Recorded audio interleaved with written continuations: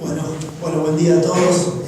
Yo también me quiero sumar a los agradecimientos, en primer lugar a Julio, que por haberme invitado. Yo soy miembro del ICIAE también y he estado un poco ausente, pero agradezco en especial el segundo agradecimiento se lo quiero hacer a Irma Arguello, que es la directora de NPS Global, que me dio la oportunidad, como bien decía Esteban recién, de estar en la OPCW en un momento que la misma OPCW definió como histórico porque le abría el piso y le abría la posibilidad de hablar a las organizaciones no gubernamentales. En ese sentido, para mí fue una experiencia nueva, no solamente porque tuve la oportunidad de hablar frente a la Asamblea General, por así decirlo, sino también por ser un oyente privilegiado en términos de los intercambios que se dieron entre los estados y la sociedad civil. Y también fue interesante, y en eso lo hemos hablado bastante con Esteban, sobre todo en el largo viaje de regreso, la forma en la cual, de manera silenciosa, de manera callada, la delegación argentina hizo no solamente un muy buen papel, sino también que defendía eso que se llama el interés nacional en algo etéreo. No habla del interés nacional, porque el interés nacional en los fundamentos, en los organismos internacionales, se transforma en algo muy concreto. Y verlos defender eso fue una cuestión interesante. No voy a andar en eso, que ya andó Esteban. Suerte que él también me antecedió, así que lo mío va a ser realmente breve, espero, y si hay preguntas con gusto los voy a arreglar. En primer lugar, es señalar el contexto de la participación. Tiene que ver con este contexto de hacia dónde va la OPCW. Yo creo que esto fue clave en la tercera revisión de la convención. En primer lugar, porque es interesante escuchar a todos los funcionarios internacionales, pero también a los Estados miembros, hablar de la historia de un éxito, ¿no? En el sentido de que desde 1997 hasta el 2013 lograron el 80% prácticamente la destrucción de armas de destrucción masiva, y que si bien reconocían que no cumplieron con los plazos establecidos, estiman que para no más allá del 2020, 2022 a más tardar, haber logrado el objetivo general de eliminar una categoría completa de armas de destrucción masivas. Y esto es claro porque esto que se hablaba en el salón, se hablaba en la conferencia general, replicaba a nivel de ONGs. Entonces, este es un dato interesante a señalar. Para el 2022 aproximadamente deberíamos tener al menos una categoría completamente eliminada. Lo cual es importante remarcar. Como bien señalaba Esteban recién, la mayor cuestión desde el punto de vista de las ONGs eran dos cuestiones en realidad. Uno podía mirar, a veces asume que las ONGs, yo sé que ustedes son audiencia calificada, pero uno a veces asume que las ONGs son innocent bystander, ¿no? Que son como que no tienen una agenda que tampoco esté alineada con la de los estados detrás. Bueno, lo que uno ve es que las ONG, lejos de ser inocentes bystander, van en muchos casos vis a vis con los estados, tratando de generar conciencia y aplicación de lo que los estados están peleando, pero a través de la sociedad civil, influenciando otras ONGs. Ahora voy a explicar un poquito ese debate que fue realmente interesante. Fíjense ustedes que cuando él hablaba recién del futuro de la OPCW, en este momento el futuro de la OPCW se discutían como dos grandes órdenes de prioridades, ¿no? En primer lugar, la primera prioridad que discutían los estados, pero que replicaban detrás las ONGs, era esta idea de moverse de lo que había sido la función tradicional de la ONG hacia verificación y destrucción de armas químicas, para pasar rápidamente a lo que ellos llaman la nueva agenda, que es la agenda de inspecciones abiertas. Esto es, inspecciones abiertas a las infraestructuras consideradas estratégicas para cada uno de los países en términos de producción de armas químicas. ¿Sí? ¿Por qué? Porque lo que va a dar nueva vitalidad a la OPCW ya no es lo que son los arsenales de la Guerra Fría, como bien lo definen ellos, sino principalmente cómo evitar la reemergencia de estas armas. Entonces ellos dicen, el problema no es destruir, sino monitorear, controlar y efectivamente actuar de manera preventiva para evitar la reemergencia de estas armas. Sobre todo porque, y esto se vincula con el segundo punto, con básicamente la posibilidad efectiva del conocimiento científico, o sea, la difusión del conocimiento científico en manos de actores no estatales. Que es un poco, recordaba cuando yo participaba en estas, escuchaba y participaba, era un poco este miedo, sobre todo desde los Estados Unidos, desde algunos países de Europa, Inglaterra, por ejemplo, este miedo de, bueno, ¿qué pasa si aparece la bomba sucia, ¿no? Y la bomba sucia la toma un actor no estatal? En realidad, lo de la bomba sucia, no digo que es una fantasía, pero es mucho más difícil. Sin embargo, lo de las armas químicas, el argumento es que es mucho más sencillo y relativamente más accesible. ¿Cuál es el ejemplo? Los atentados en Tokio, que ponían como constantemente. Entonces, fíjense cómo a nivel general siempre se habla de las armas nucleares y es mucho más atractivo, y sin embargo como preocupación desde los estados, pero también replicada por las ONGs, en especial dos ONGs, una que se llama Green Cross en los Estados Unidos y la otra, hay una macro ONG que se llama la Coalición para el Combate de las Armas Químicas, y finalmente una ONG inglesa, que no recuerdo el nombre, ya se me va a venir a la cabeza. Los tres argumentaban en este sentido. Por otro lado, lo otro que se discutía en esta nueva agenda es, muy bien, hay que expandir la convención al campo de la seguridad de las infraestructuras, o sea, trasladar, que era un poco la discusión de los Estados Unidos, trasladar lo que se hizo en el espacio nuclear hacia al espacio químico, por así decirlo, ¿no? Y en ese sentido, hacer inspecciones donde había una discusión en el piso, la cual yo pude escuchar y también pudimos escuchar con Esteban, en el piso acerca de, bueno, a ver, hasta dónde se puede uno puede entrometerse en los programas y en los desarrollos químicos de otros países, sobre todo cuando uno ya lo ata con las patentes y demás. Y ahora vamos a ver qué rol juegan otras ONGs ahí. Pero lo que sí claramente había en la discusión, tanto en el piso como en los side events, en los eventos apartes, es esta idea de la capacidad de ganar intervención indirecta, ya sea vía controles formales, multilaterales como los de la OPCW, como también empezaban a aparecer ONGs. Green Cross era muy importante como lo estaba jugando esta carta en todo lo que son los programas y desarrollos vinculados a futuras medidas de certificación, cumplir con ciertos estándares, ser parte de determinados clubes, como existe el Club Nuclear, también ser parte de determinados clubes como el Club Químico, que llamó mucho la atención por lo menos para mí, esta evolución de la convención. Y finalmente, algo que se puso énfasis, aunque hay conocimiento en la parte científica, pero no tanto conocimiento en la parte política.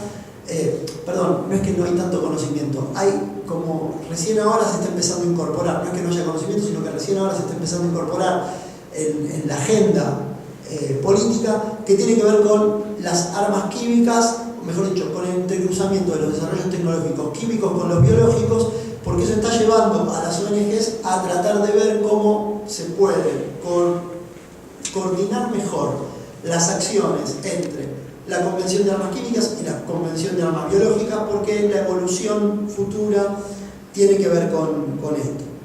Ahora, fíjense lo siguiente. ¿Quiénes eran los que más discutían o quiénes desde el ground, desde la Asamblea y desde las ONGs replicaban esta discusión? Principalmente lo que eran desde los Estados Unidos, Rusia, Gran Bretaña, todos los estados occidentales que buscan por trasladar, imponernos la palabra, tratar de pasar esta nueva agenda.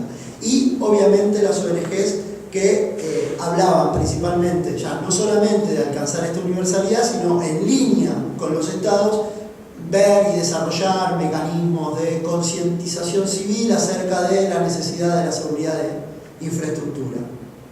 Fue increíble porque ya hay ONG que se dedican a eso, principalmente en el sudeste asiático, ¿sí? Y son financiadas por, me preguntaba, porque es muy interesante mirar esos eventos para principalmente ver cuando terminan las exposiciones, ver que todos salen afuera y se ponen a negociar. ¿Y qué se ponen a negociar? Asignación de fondos y cruzamiento de fondos entre ONGs. Entonces, ahí uno puede ver la multipolaridad en juego, ¿no? Como otra forma de mirar la multipolaridad y ver el esfuerzo de determinados estados en replicar acciones a través de la sociedad civil. Entonces, cuando yo decía ver cómo la Argentina defiende el interés nacional y como bien explicaba ahí, ver cómo las dos cuestiones tenían que ser plenamente atendidas por la delegación estatal, propiamente dicho, porque cómo se hacen avanzar ideas, bueno, se hacen avanzar en paralelo, y esto es interesante, y tener la oportunidad de escucharlo y verlo, y ver cómo ONGs periféricas, de países periféricos, siguen a ONGs de Noruega o siguen a ONGs de Estados Unidos, y cómo las ONGs de Estados Unidos redistribuyen y canalizan fondos hacia otras ONGs, siguiendo una determinada agenda. Es muy interesante. Digo, no hay nada conspirativo, esto está perfecto. Cualquiera que uno entienda las reglas del juego político internacional entiende que estos son los dos niveles que hay que jugar. Ahora, acá aparece algo interesante en este punto, porque uno podría decir, ¿y China y la India estaban en contra de esto? No, no estaban en contra, pero sí empezaban a aparecer puntos de detenimiento. ¿Por qué? Porque lo que China e India pretende y estaba buscando y que todavía no se ha visto en la última declaración es esta idea de tratar de que los controles sean fijos, fijos. Cuando digo fijos es previamente establecidos, claramente definidos, etcétera, etcétera. Ahora, las potencias occidentales, ¿qué pretenden o qué buscaban? Más bien controles más flexibles, ¿sí? Tener cierta flexibilidad en las formas en las que se pueden hacer esta clase de controles y qué controlar.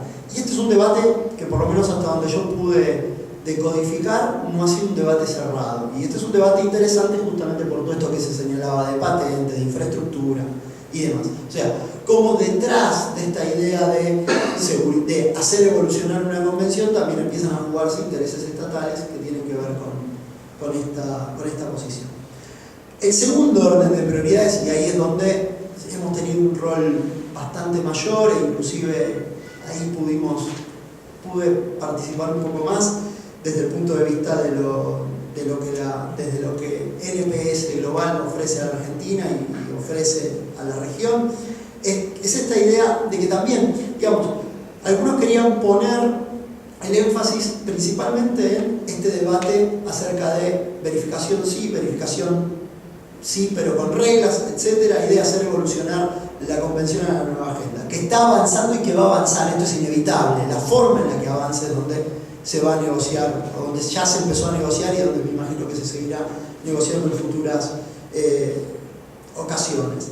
Lo que es interesante es ver, por otro lado, más si ustedes quieren, de países en vía de desarrollo. Tampoco es una gran categoría porque ahí aparecían países plenamente desarrollados, pero en esta idea del orden de prioridades, en esta idea de cuidado con el orden de prioridades, porque hacia donde hay que hacer evolucionar la OPCW, decían, es principalmente en lo que señalaba Esteban, que es la creación de capacidades, ¿sí? O sea, países con menores capacidades para lidiar con los problemas que pueden devenir de la industria química, que esta sea la nueva función de la OPCW, ¿sí? Y principalmente, y esto es interesante, porque hablaban de crear, por un lado, capacidades estatales, ¿sí? Y aumentar las capacidades estatales. Y por otro lado, el rol que se le asignaba a las ONG es la de crear conocimiento. Y la de crear conocimiento se lo daban a las ONG principalmente en términos de hacer que las ONG sean las que hagan avanzar en la sociedad civil los objetivos de la OPCW. Entonces es interesante porque ahí aparecían temas que tienen que ver con la asistencia y la protección a las víctimas, la universalidad, pero no solamente la universalidad entendida en términos de, y acá hay un dato importante para nosotros, en términos de cantidad de estados, sino también universalidad en términos de actores que están involucrados en el proceso de la investigación y el desarrollo químico. Digamos, Cuando hablan de universalidad es hacer conocer la convención en las universidades. Y esto es algo interesante desde el punto de vista de, por ejemplo, asignación de fondos y futuros eventos. Entonces, es como que las ONGs ahí amplían de manera mucho más grande la cuestión de universalidad. Principalmente, ¿qué ONGs hablaban de esto? Sudeste asiático, las latinoamericanas, había de Brasil. Nosotros en cierto sentido replicamos esta discusión, que también estaba alineada con lo que son los intereses de la República Argentina, pero lo que llamó poderosamente la atención son las ONG de Medio Oriente. Las ONG de Medio Oriente ponían un énfasis muy fuerte en este tema, ¿sí? De las prácticas, la universalidad. Irán ponía mucho énfasis, las ONG de Irán ponían mucho énfasis en las víctimas que tuvieron producto de la guerra irano-iraquí. Entonces ellos se mostraban como altamente preocupados por esta categoría de armas nucleares, sumamente comprometidos con la eliminación, si ustedes quieren, pero también con esta idea de hacer avanzar el principio de universalidad. Para no sacarles más tiempos, desde el punto de vista de lo que son los desarrollos científicos relevantes para la Convención. Yo les decía que constantemente, y esto queda reflejado también en las conclusiones, es el problema de la ambigüedad de la ciencia. Lo que es bueno, o sea, lo que sirve para hacer avanzar la humanidad también puede servir para generar conflictos y para generar daño. En este sentido, lo que se pedía y lo que se discutía dentro de las ONGs era, bueno, tener el concepto amplio y seguir viendo los progresos de las tecnologías, y esta va a ser una función central. La otra cuestión es utilizar a la OPCW como espacio, como creación de redes de ONGs. Y esto también me pareció interesante desde el punto de vista de compartir información. Lo que se está proponiendo es que la OPCW sea como el nodo de todas las ONGs y todas las redes que están trabajando en el campo de las armas químicas para intercambio de información, para intercambio de programas, para conocimiento de profesionales, etc. Como bien señalaba Esteban recién, el tema de Rusia y el tema de Estados Unidos, de por qué todavía no han cumplido con los objetivos, de hecho son los que vienen más atrasados, hicieron un evento aparte, auspiciado por las ONG que están plenamente involucradas en lo que es el proceso de desactivación de las armas químicas. Y fue interesante ver, porque ahí presentaron dos proyectos, uno que se conoce como Bluegrass y el segundo de Puebla, que son son dos plantas que se armaron, una en Kentucky y otra en California, si no mal no recuerdo, para trasladar armas químicas o sobre los stocks remanentes norteamericanos de armas químicas y poder empezar el proceso de desactivación de esas armas. El de Bluegrass ya está funcionando. Bluegrass debería terminar en el 2019 y el de Pueblo está previsto que para el año 2020 haber terminado con todo el stock de armas químicas. Ahora, acá viene un dato de color, lejano por ahí para nosotros, pero de color, digamos, ¿cuánto cuesta? Y es lo que le decían a la comunidad internacional.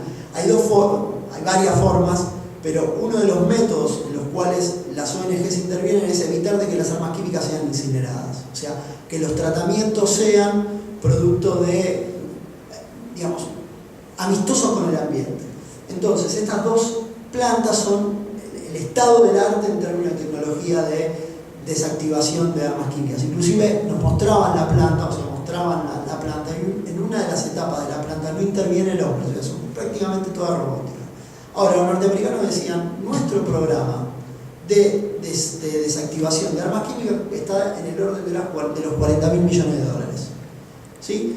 A los rusos los invitaron, pero los rusos en estos foros así con las ONG todavía están medio peleados o no lo tienen muy asumidos, entonces invitaron a una delegación rusa, los rusos no quisieron participar, entonces los norteamericanos sí pudieron pasar el mensaje. Los rusos, para hacer lo mismo que hacemos nosotros, gastan del orden de los 7.000 a 10.000 millones de dólares. ¿Sí? con métodos que no están certificados ambientalmente ni nada por el estilo. Entonces ahí uno veía esta doble competencia, me parecía interesante remarcarlas. Pero fíjense ustedes, cada una de estas plantas, tanto la de Puebla como la de Brulas, que utilizan métodos distintos de eliminación, cuesta cada una alrededor de 10.000 millones de dólares. Ahora, la discusión que tenía la ONG no era que la planta estuviera. Lo más interesante es que la discusión que están teniendo ahora con el Pentágono, con el Departamento de Defensa, ONGs con el Ministerio de Defensa y con el Congreso, es, muy bien, una vez que tengo esta capacidad instalada en este lugar, ¿para qué otra cosa más la vamos a usar? Digamos, ¿qué voy a hacer con esto a partir del 2020 o a partir del 2019? ¿Por qué esto es interesante? Porque yo les doy estos valores, pero hay que acordarse de que Estados Unidos está en una crisis económica importante. Bueno, fíjense ustedes que en esta discusión las ONGs, en sintonía con el Pentágono, se aseguraron los fondos necesarios para poder seguir operando, o sea, para terminar de armar estas plantas y para poder seguir operándolas y operarlas dentro de los regímenes. Entonces es muy interesante ver esto, ¿no? Como cuestión de, para algunos puede ser de pie de página, pero para el sofisticado mundo de las ONGs es un dato interesante. El otro punto es, hablaron de Libia, hablaron del proceso de desarme. Ahora, hace poquito Libia terminó con una de las categorías, de eliminar completamente una categoría de armas químicas. ¿Quiénes financian la eliminación de las armas químicas en Libia? Estados Unidos, Gran Bretaña, Alemania, Noruega y Francia. ¿Sí? Digo, son los que se hicieron rápidamente cargo de todo esto y están en ese proceso. Lo que no contaron es si en ese caso la eliminación fue ambientalmente friendly. No lo sabemos. Eso fue parte de una sesión secreta que por obvias razones tiene que ser secreta. Me parece perfecto que a ciertos niveles todavía la virtud del secreto se mantenga, ¿sí? Y me parece interesante. El otro tema interesante, porque he visto que nosotros queremos ahí tener algún puntal, tiene que ver con la nanotecnología. ¿La nanotecnología? Bueno, la discusión que se dio, marginal todavía, pero me imagino que va a tomar auge, es el tema de los sistemas de entrega. Uno está acostumbrado a pensar en munición de artillería, bombas, etc. Bueno, no. Lo que están diciendo ahora es que la nanotecnología, así como sirve para realizar determinados tratamientos científicos o médicos, puede servir como instrumento de entrega para armas químicas, no tanto en manos estatales, sino en manos de actores no estatales. La mayor virtud, la indetectabilidad, como algo para tener en cuenta, como algo para monitorear. Pero al mismo tiempo también señalaban de estas dos áreas, dos partidas, ¿no? Las nanotecnologías también como algo para mejorar los sistemas de intrusión, verificación y detección de armas químicas. Bueno, prácticamente para concluir, lo que se vio es muchísima... con respecto a dos comentarios con respecto a Siria, que no lo había comentado, digamos, esta tercera convención tiene que ver con, o sea, se toma y se genera con Siria en plena guerra civil, con Siria que es poseedor de armas, con los mismos actores pretendiendo que sea Siria el que sea parte de la convención de armas de destrucción de armas químicas. Y finalmente el gran problema de Siria, y que esto lo manifestaba completamente Estados Unidos en el piso, y que es un tema, pero era constante, era que Siria poseía armas de destrucción masiva, armas químicas, que Siria las podía entregar ya sea a Hezbollah o a Al-Qaeda o en condición de su alianza con Irán. Y esto era un tema muy importante porque, como si bien señalaba, la OPCW no es un órgano de la ONU, al mismo tiempo es parte del sistema ONU, y lo que se quería es tratar de hacer una cuestión vinculante de lo que se resolviera con relación a Siria para poder llevarlo al Consejo de Seguridad de las Naciones Unidas. Y ahí aparecían las trabas de Rusia, de China y demás. Pero eso también replicaba a nivel de ciertas discusiones en las ONGs, ¿no? ¿Cómo vamos a hacer el problema? ¿Cómo se va a trabajar el tema de Siria? ¿Cómo hacer para que Siria alcance la universalidad? Temas, si ustedes quieren, marginales para la ONG, pero estaban en línea y uno lo podía escuchar. Digo, en este sentido, lo que hay que ver es cómo se va a resolver este debate, ¿no? Este debate entre Occidente, por así decirlo, y los otros, los que no son Occidente. No me gusta esa categorización ya, porque el mundo es tan interdependiente, tan interpenetrado, pero los que asumen a veces esa discusión eran, bueno, Estados Unidos y demás. Australia, otro jugador que juega en silencioso, pero también es un gran filtrador de ideas en este sentido, ¿no? Así como cosas que ahora se me vienen a la mente a partir de esta charla que estoy teniendo con ustedes.